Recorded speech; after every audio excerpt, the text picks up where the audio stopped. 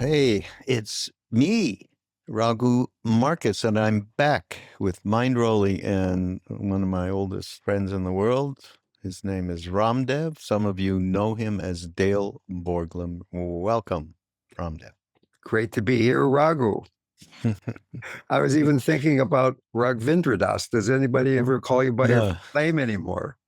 no. I mean, after what happened is, yeah, my full name is Raghavendra Das, and then I went on a train right after I got it, after I left Maharaj-ji's ashram that day.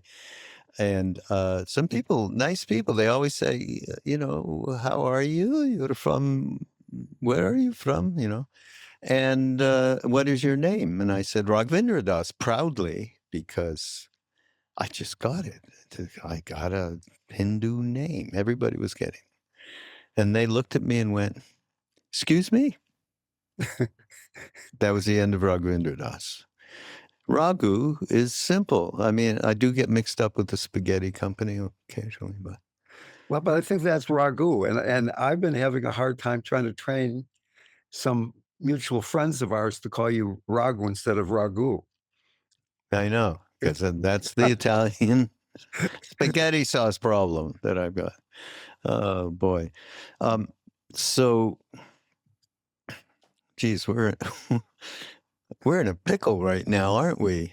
I mean, I don't think I can't remember turning off the news the way I have turned off the news lately. Just that's probably the opposite. It's a bit of a defense mechanism, I think, because it's going from one thing, it's this polar opposite, and just completely leaving any kind of engagement emotionally or intellectually or whatever, and until one day, a week or two ago, my house cleaner, who's from Mexico, and they're here with her daughter and so on. I had no idea. And she was visibly upset and scared, right? That she would be picked up by ICE. So I said, you don't have 10 years she's been waiting to get a green card.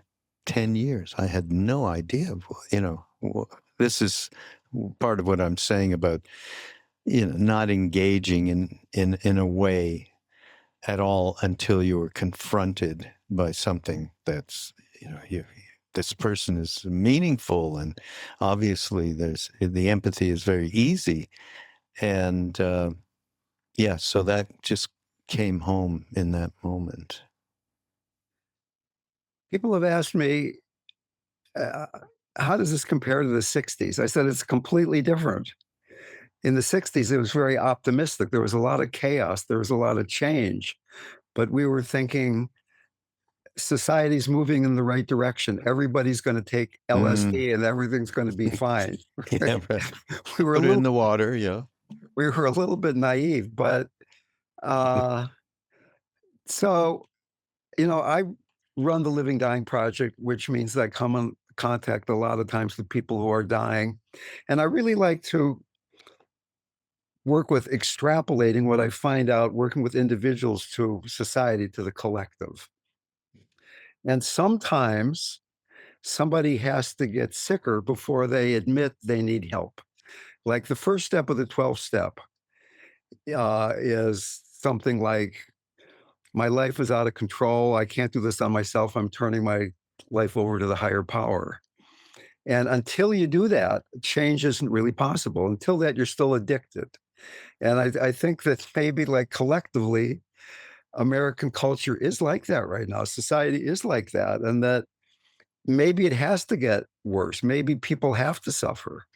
And uh, it's, I'm not saying that in any hard-hearted way. It just tears my heart to hear about your house cleaner. There was an article in the New York Times where this doctor was telling about an elderly Hispanic patient he had. It was this woman who had really bad problems with her shoulders, and she wrote the doctor, said, "Please write me a letter so that if I get arrested by ICE, they won't handcuff my hands behind me because it'd be so painful.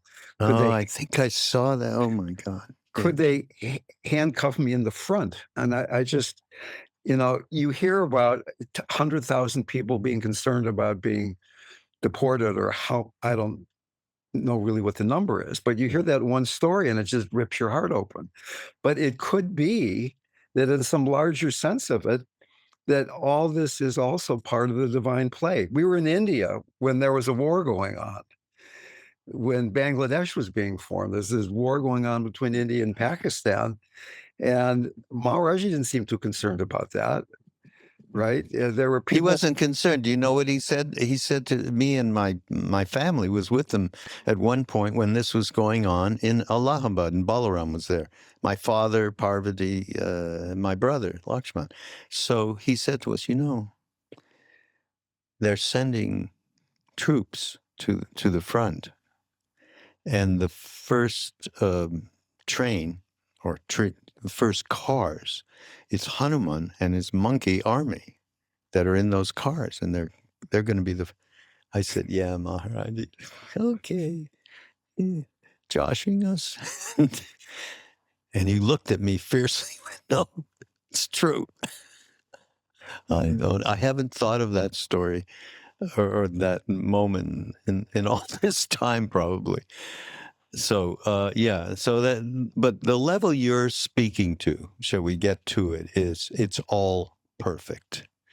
And this is just part of what needs to happen to process whatever that perfection may be.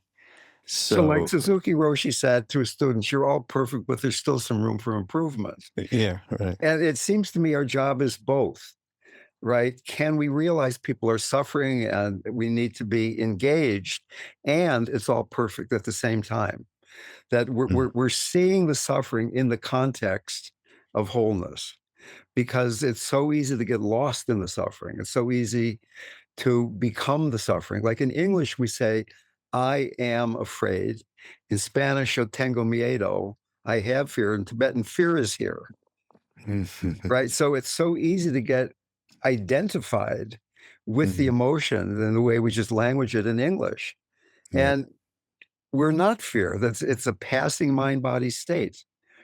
And yes, sometimes they're very sticky, but to the extent we're remembering Maharaji, to the extent we're remembering living spirit as the context in which all of the suffering is happening, it dramatically changes it.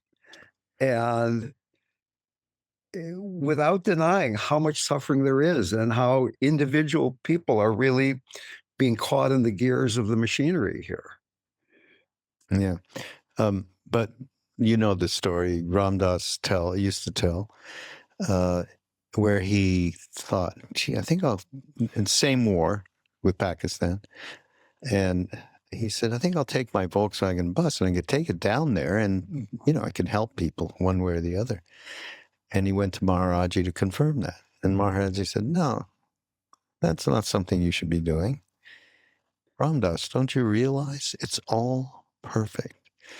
So he would bring this story up at different times over the years, in Maui most especially. And we would always go through a thing now. And he would say, finally, he used to say, now I am not experiencing what that perfection is by any means.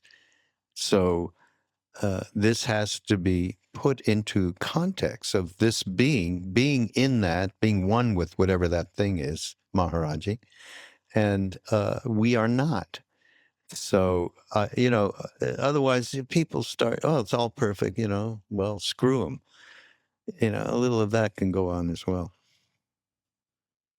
Yeah, spiritual bypassing. Yeah. But once again, it's finding the balance. And by and large, it's way too much lost in the suffering part, lost in the story. Oh my God, Trump. Oh my God, this, that. And to me, the people that have created deep, lasting change, like Lincoln and Gandhi and Martin Luther King, were people who were, like the Dalai Lama, are so acutely aware of the suffering. but also the space around it. Like Maharaj-ji would say, when Lincoln was president, he knew that Christ was president. Yeah. Okay, so that always got to be that Maharaj-ji knew what Lincoln was feeling when he was president. But I mean, like I run the Living Dying Project. Am I running the Living Dying Project, or is Maharaj-ji running the Living Dying Project? I just happen to work here, right? And there's this wonderful story where Meher Baba, he'd first come to America and he set up his scene, I believe, in South Carolina or something. And he decided to take a train trip to Los Angeles to meet Los Angeles. And the train stopped in Arizona, either Phoenix or in Tucson, I forget which. It stopped for a few hours to take on passengers and food and whatever. So he said, I've got to meet somebody. And he got off the train, and some of his followers followed him. And they were kind of surprised because he'd never been there before. And he went to this kind of poor part of town. There's this Indian guy squatting on the side of the road. And Mayor Baba came up to him and they talked really quietly. And then Mayor Baba said, time to get back to the train. And they said, well, who was that? What was that about? He said, oh, he's the charge man for the Southwest. He's the guy in charge of this part of the country. Right. So those people are out there, right? And maybe it's got to get bad enough that another Lincoln shows up or another Gandhi shows up, right? Maybe, who knows? But do we forget God? Do we forget Ram because we're so upset with what's going on? We should talk about what that, when we keep referring, of course, and everybody's listened to Mindrolling, of course, knows who Neem Karoli Baba is, and we call him Maharaj-ji. But we've never even really talked about the best story around that sort of prompts it is with Lama Suryadas came to Allahabad and he wanted to meet Neem Karoli Baba, and he went in the house and he wasn't in the room where the other Westerners were gathered in that moment, but he just sat down. He said, just meditate in front of where he usually sits. He did that and he experienced that, whatever that thing is. And then they said, come meet Maharaj-ji. So he went in there. He was completely flabbergasted, he said, by the fact that, wow, this thing I experienced is in a body now. It didn't make sense. And he said, but from then on, he knew that what he had experienced prior to meeting the physical form was what he called the big Maharaj-ji. Right. That which is not associated with a time and a space. Yeah. That we say. And so I guess what I'm trying to say here is that it's important or crucial or hopeful that as many people as possible can be with the big Maharaji, the big Hanuman, during this very chaotic time. Because I mean, almost everybody's tearing their hair out or they're gloating, depending on what side of the aisle you're on, right? Yeah, right. And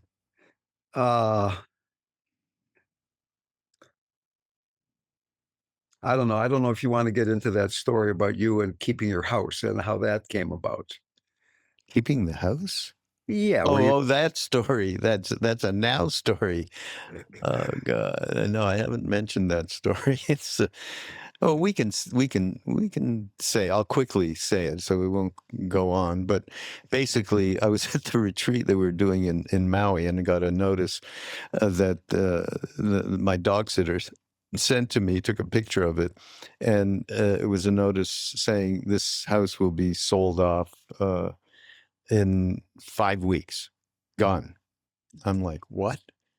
So the foundation rents this property, so it holds satsangs of 50, 60 people every month, and we have stuff every week. So it's part of the ethos of what we're doing is to make it a welcoming place for people to get together. So this was like bad news, not just, okay, find another place. But this was, the neighbors love us. It's really quite knocked off, so to speak. So anyhow, the long and the short of it is it was some problem with the mortgage company, and the woman who owns the place finally said, I'm just going to sell this. I can't deal with legal blah, blah, costs a bunch of money.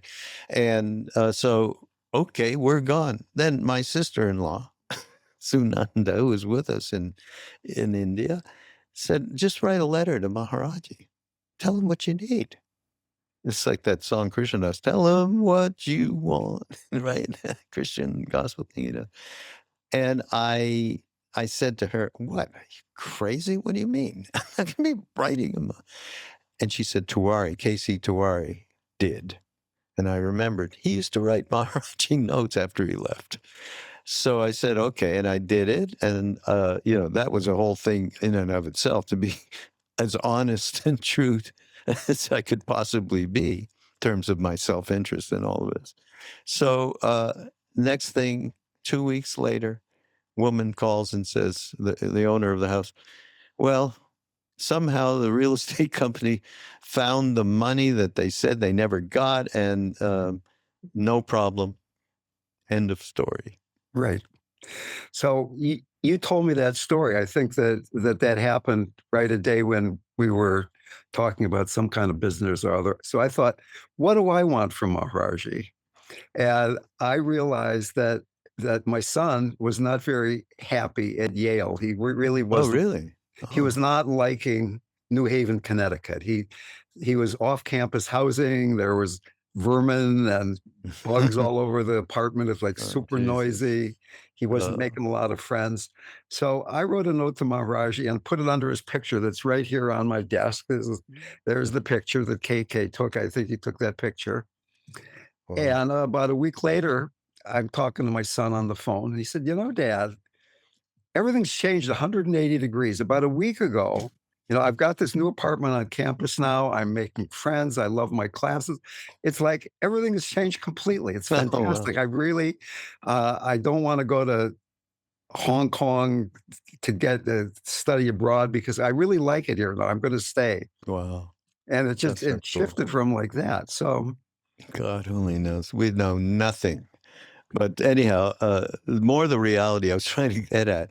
This is not our personal physical entity that we're holding on to in a way of separating anybody else. It's absolutely the opposite of that. God, I'm sorry. I just thought of a thing I read today. I get. I got to read this to you. I'm sorry. okay. Even if it's slightly. I wouldn't say it's indulgent because it signifies exactly what we're talking about in terms of getting out of out from our own way, so to speak. Let me read this. So this story actually appears in Dada Mukherjee was one of our mentors, RamDev and I, and all the others, and he lived in Allahabad, and it's just an extraordinary being. But there is a book. To me, it's the best book about Maharaj-ji out of all the books. So it is from that book, actually. What's One the name win. of it? What? What's the name of that book? By His Grace. Sorry. Yeah. One winter night in Kenchi, a devotee had traveled a long distance to see Maharaj-ji. He arrived late, and all the rooms were full. With nowhere to stay, he decided to sleep outside in the ashram courtyard. The night was freezing, and he had no blanket. Maharaj-ji, who was inside his room, suddenly called out to one of the devotees, "Where's that man who just arrived?" They went looking for him and found him shivering under a tree. Maharaj-ji summoned him and, without saying a word, took off his own blanket and wrapped it around the man. The devotee, overwhelmed, protested, "Baba, how can I take your blanket? You'll be cold." Maharaj-ji just laughed and said, "I never feel cold."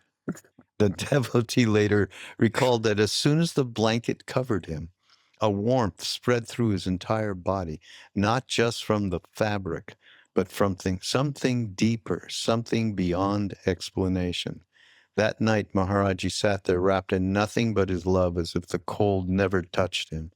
This was Maharaj-ji's way, caring for everyone without concern for himself, giving without hesitation, and reminding us that real warmth comes from the heart. Yeah, a beautiful little story. That's a sweet story. Yeah.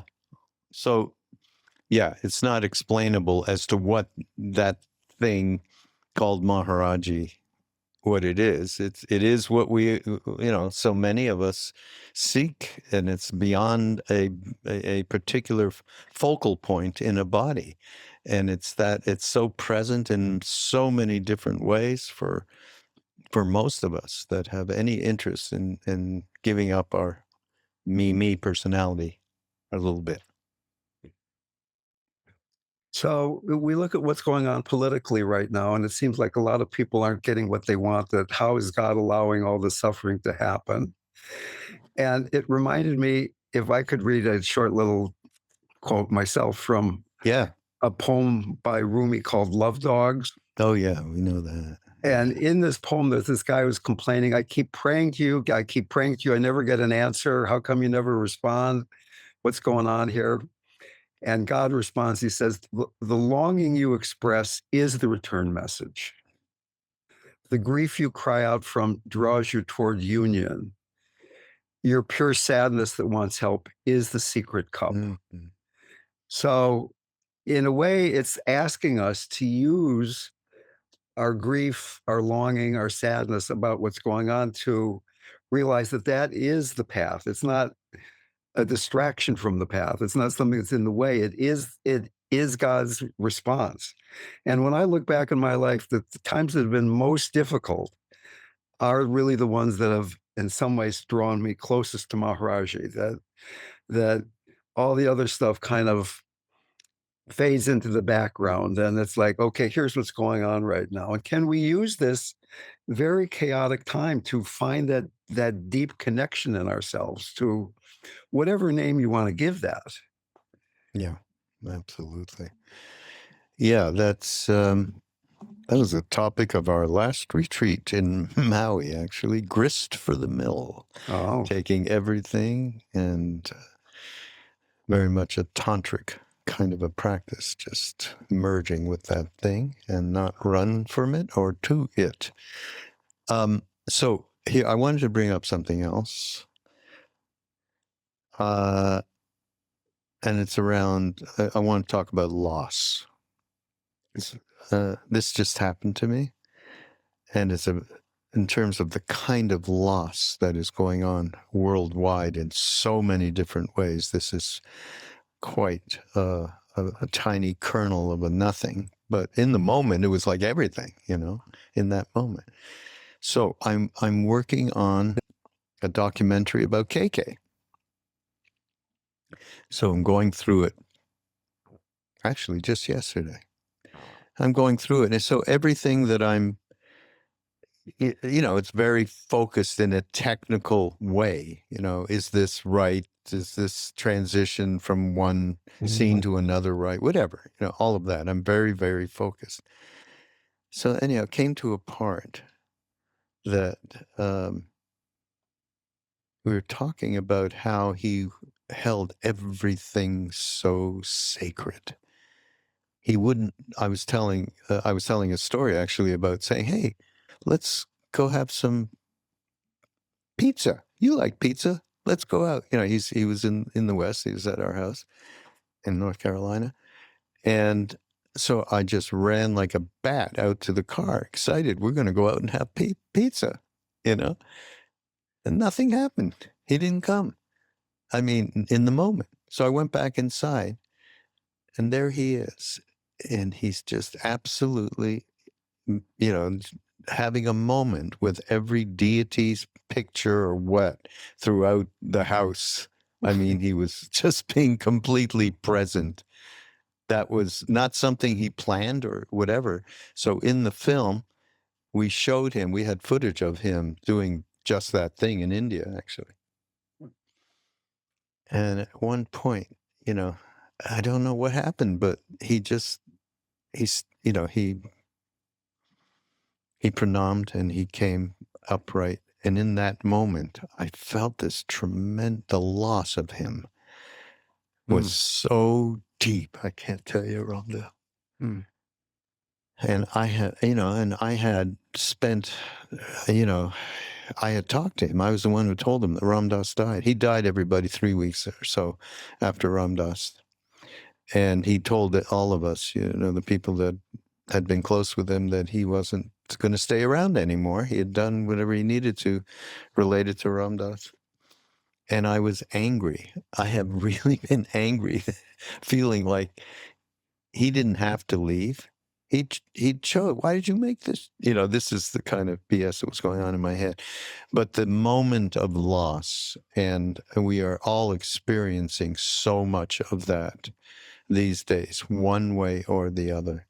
And, it's a tough thing to contemplate the transformation in the way that you were just speaking to it, or we were just speaking to it, taking everything as a moment to be able to transform.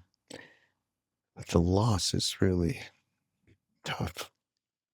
Yeah, so your loss of KK and your housekeeper's fear and the story of the woman who's afraid to get her hands handcuffed behind her, can that just keep reminding us, right? I mean, you read the stories in the paper or on the computer or something, but when compassion really requires that you touch the suffering before the heart can fully open to the suffering. That I'm reading this book now called Tantra Quest or something like that. And this Tantra teacher is making the point that many people make the mistake of trying to let go of something before they've really touched it. And and that the essence of Tantra is to touch, to touch each experience fully with intimacy, with the appreciation of its sacred nature, even if you don't like it. And in some ways, Maharaj-ji was a tantric teacher. He said the best form to worship God is every form. It's all the mother, right? That's really what Tantra says. And to see it all as the mother, to see it all as Maharaj, to keep remembering that even this weirdness and this chaos and this suffering that's arising in new, such unexpected ways is some form of the deity. I've got a statue of Kali that somebody gave me. Oh, yeah. And it used to belong to Bubba Free John Franklin Jones, whatever his name is. Oh, yeah. You're kidding. And the person who gave it to me because when she had it out, her husband died, and it was so painful. So she said, "You take this," and I had it, and like all these things were going wrong in my life, so I put it in the drawer, right? And I'm getting ready to take it out of the drawer again and put it in some place of honor because it has this really wrathful, consuming energy. And there's this wonderful poem by Ram Prasad Sen, who was Ramakrishna's favorite poet, and Ram Prasad and Ramakrishna were devotees of Kali. And in the poem, it's a long poem, but the beginning, Ram Prasad says, "O mother, in this life, either I will devour you or you will devour me, and I vow that it is you that I will devour." Right? And that image of devouring the mother rather than being devoured. Whenever we're lost in emotion and reactivity, we're being devoured. And then there's this other quality of devouring life, right? It's all God's food. It's all prasad.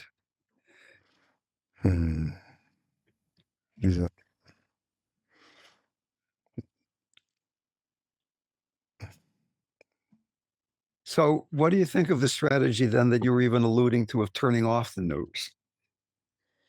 The news? The news. The news. I thought you were talking about the political news is so chaotic every day. Let's just turn it off for a while and not pay attention. It's basketball season, and I far prefer to watch the New York Knicks these days than what's on the news. Okay, that's my only answer to that question. I just filling my head further I do see what's going on because, I just don't get deeper into, through the New York Times, basically. So, yeah, just not wanting to fill my head with the details of Kali's intentions. One president said, I forget if it was Truman or Eisenhower, somebody said, when I pick up the paper, the first place I go is the sports page because that's the only part of the paper that talks about positive things. Yeah, exactly. Everything That's else is right. talking about the bad stuff that's happening. Yeah, exactly that. Well, here's something for you, though, that I found. It's fortunate I do so many podcasts, RamDev. And this is a great book, by the way. You would enjoy this book. It's called The Awakened Brain, and her name is Lisa Miller. And The New Science of Spirituality and Our Quest for an Inspired Life. The Awakened Brain, Lisa Miller. But we'll put it in the show notes as well. You have to find the name of the Tantra book you were just speaking to, so we can put it in the show notes for people to be able to get it. Okay? Yeah. Do you want me to do that right now? It's right No, behind. no. Oh, Well, okay. you can send me a note or send Okay. Corey a note. Yeah.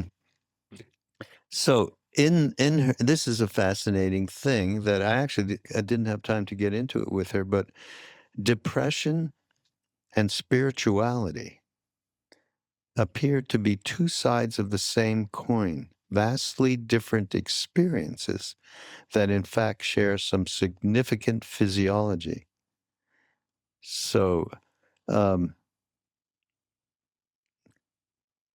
a clinical perspective, if some types of depression might be a symptom of a person craving for spirituality and for the spiritual self to awaken. I thought that was pretty interesting. What prompts you when you hear that? Well, uh, there's this I, guy named Joseph Chilton Pierce. He was a Muktananda devotee. hmm, And he had this notion of post-biological development, that there are these stages where your brain is growing in cycles and spurts and your body is growing. And then at a certain stage, you're 16 or 18 or something, your body's pretty much stopped growing and it's post-biological development. And what's supposed to happen next is spiritual growth. And yet, for a lot of young people, they don't have any model for what spiritual growth is about. So they're 18 years old and they're looking around and their mom and their dad and their teachers are all have their heads up in somewhere we don't want to talk about, where the sun doesn't shine, and they're looking around and say, why am I on this planet? And a lot of kids suicide or go off, and they go off the rails because there's some intuitive feeling that there's supposed to be something here now. There's supposed to be some connectedness with the big Maharaj-ji, as you put it before. That's supposed to be happening. And they look around and they're not getting any encouragement or tools for really doing that. Right. So they get depressed, they get upset, they drive a car into a tree, or they do whatever they do. And obviously, not everybody does that, but it's a tough time to be an 18-year-old, right? I mean, you look around the world and you say, "What am I growing into here? Why aren't people taking better care of the planet and each other? What's going on here?" I was saying that then myself, and thank God for Bob Dylan that I recognized I wasn't the only one wondering what in the hell was going on. Yeah, Bobby. Um, but just the idea, like having depression and spirituality in the same breath, so to speak, is interesting. There's some truth in it somehow. People not being able to fulfill their deepest need and purpose, dharma, Right. you know? Well, going back to that Rumi quote where he said, "The longing you express is the return message." Yeah, right. People are not getting that reflection back to them, that this feeling of emptiness can be filled. If you really pay attention to your yearning, if you pay attention to what your heart is wanting, it'll draw you towards Mm, something that's true. yeah. And it's depressing when you're caught in that place and there's no movement. There's no uh, once again, I work with a lot of people who are approaching death, and several of them have said this thing to me that's kind of shocking, that I can't heal alone, that healing is a community event. I can't heal if the people around me aren't healing, Mm, if I'm not supported by other people. So here's a teenager, here's a young person, or here's an adult who's feeling depressed because they're not supported in being with this potential interconnection with something that's larger than the mind that's always changing. yeah. Larger than the mind that's always changing. What is Oh, it that doesn't change? Right? yeah. One moment there's a thought, then you're feeling your butt on the chair, then there's a breath. But what is it that's there every moment? Is there some sense of beingness, of presence, of living spirit, of soul that's always there, that's not changing? Called awareness. uh, Yes, it is. so, something else on my mind that I wanted to bring up. And this I got from a good friend of ours. I don't know if you've Danny Goleman, Uh-huh. and he worked with Tsoknyi Rinpoche. You know who Tsoknyi? I studied a lot with Sokni. I went to a Yeah. lot of Sokni retreats back in the day. Oh, really? You never told me. Oh, yeah. I love him. I have not been in a retreat setting with him, but I love his work. And Danny wrote this book with him. And for everybody out there, his father is his Tulku Urgyen Rinpoche, one of the greatest meditation masters of the last couple of 100 years. And he had 4 sons. One died, but 3 of which are phenomenal teachers: Mingyur Rinpoche, Tsoknyi Rinpoche, and what's the other brother? Choki Nima, maybe? Choki Nima. Yeah, Choki Nima. Anyhow, these are fantastic teachers that are available, by the way. Very available in the West. They make themselves very available. So, so one of the topics in this book that he put together with Danny, it's around willingness to suffer, which sounds horrible in But one way. in another Well, way, it sounds very, very inviting. yeah. So, um, deeper and he's relating this to compassion. And deeper compassion involves a willingness to be uncomfortable. Right there, we have a lot of unwillingness to be uncomfortable, Right. right? Um, a willingness to suffer in order to benefit others, wild idea. This takes some guts. Courage is a big deal in the topic of love and compassion. Maharaj-ji told Krishnadas, courage is a big thing. Right. And And then Krishnadas argued, and then he says, it is a big thing. He no, came back with a, Krishnadas did not argue. Barman, the oh, translator, said, "But Maharaj-ji, Barman this is argued. yeah, this is but this our tradition is Guru's grace. So what do you mean courage? It implies doing something." And Maharaj-ji then turned to Krishnadas and said, "Courage is a very important thing." Yeah. And he says it right here. Also, courage is a big deal in the topic of love and compassion. It's what breaks us out of limiting beliefs, emotional patterns, and fear. In any particular situation, we may suffer or we may not suffer, but compassion is willing to suffer. The benefit of others becomes more important than avoiding discomfort for ourselves. Hmm. Well, I work a lot with healthcare professionals, and there's this phrase, compassion fatigue, Mm. right? And I don't think compassion fatigue exists. There's empathy fatigue, but if you're really feeling compassion, there is no fatigue, because compassion is the heart, the open heart meeting suffering. And the Tibetans say this remarkable thing that compassion is a mixture of sadness and joy. You're sad because you're touching human suffering, but there's a joyfulness that transcends happiness and sadness because your heart is open, right? So the first step is being willing to touch and be touched by the suffering. And that takes courage. But then can you not only touch it, but the second step is, can you touch it with a wide open heart? Mm. And that the open heart brings the joyfulness, that you can feel the suffering, but you can feel the space in which the suffering is arising, the spacious heart, the connected heart. Fear.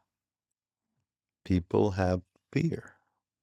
Somehow, in one way or another, fear of putting oneself out, fear of getting into a situation that you've not been in before, fear of involving oneself in another's life. I mean, there's many, many different fears, which is why courage is being mentioned here, no? You remember that slogan that RamDev came up with when we were in India? Yeah. Fear, comma, no faith, faith, comma, no fear. So when you're lost in fear, the fear is overwhelming your faith.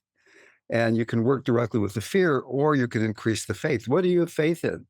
I mean, Maharaj-ji said, love is stronger than electricity. It's the strongest force in the world. He said, I'm always in communion with you.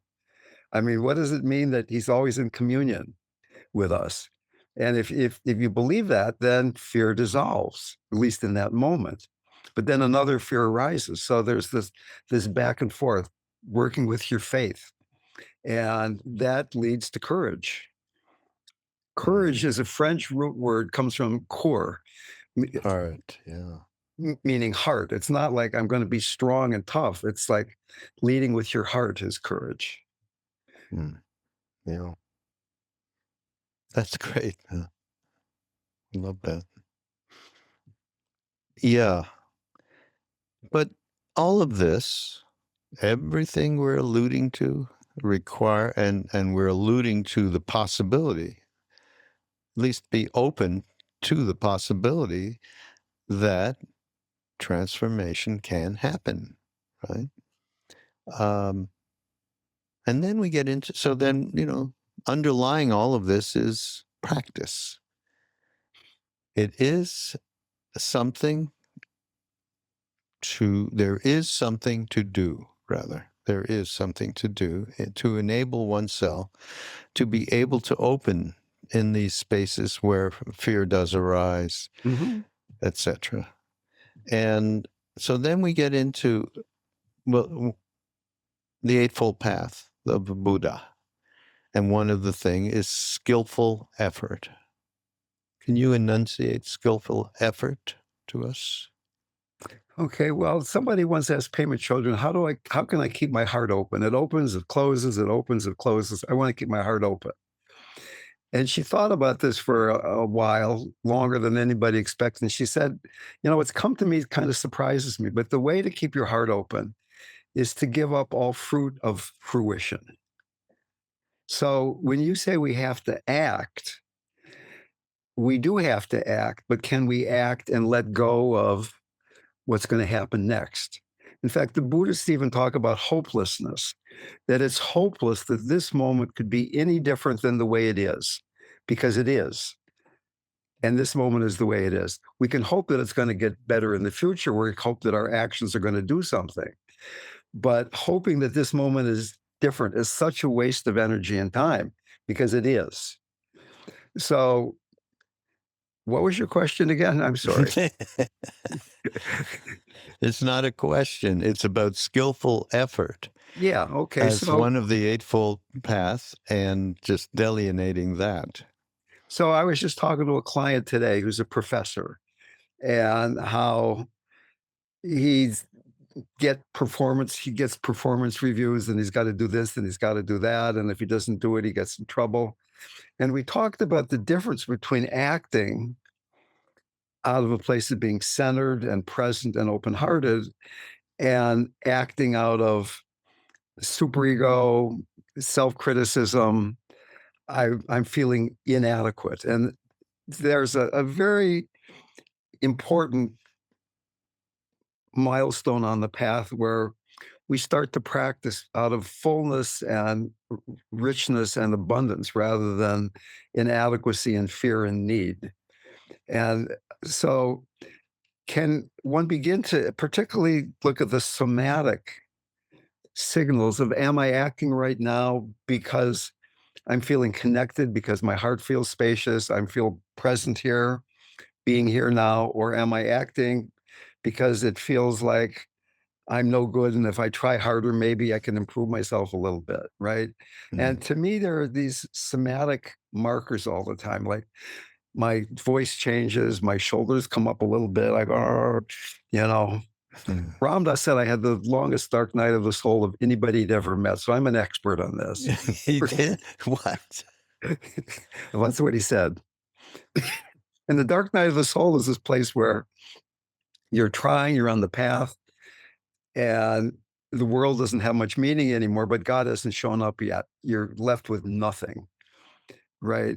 So you're in the middle there, and that's where we find ourselves, though, and momentarily, again and again.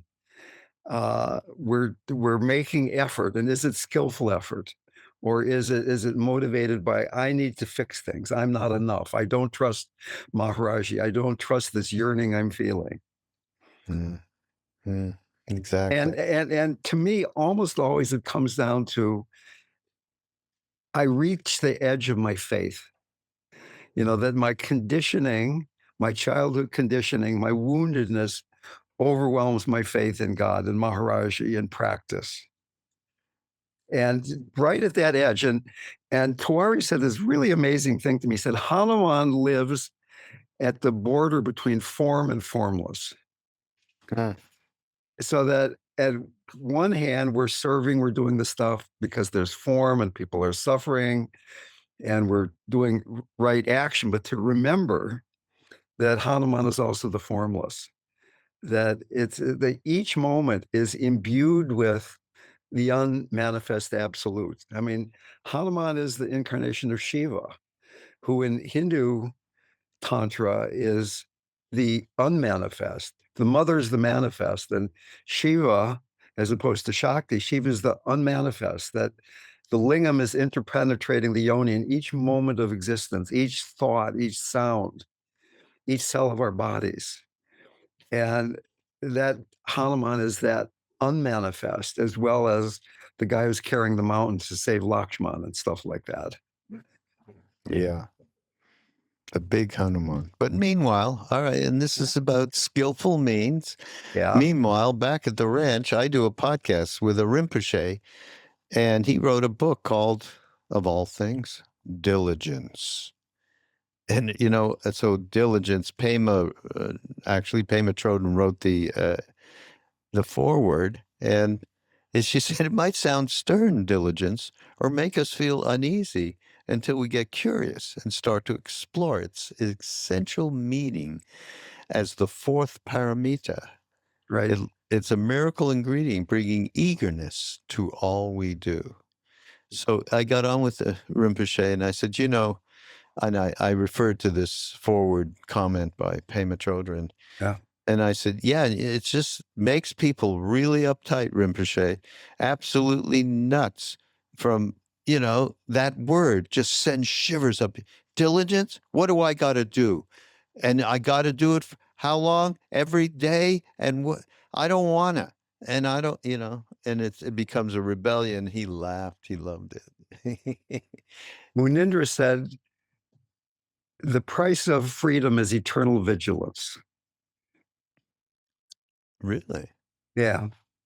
Eternal vigilance. That sounds huge too.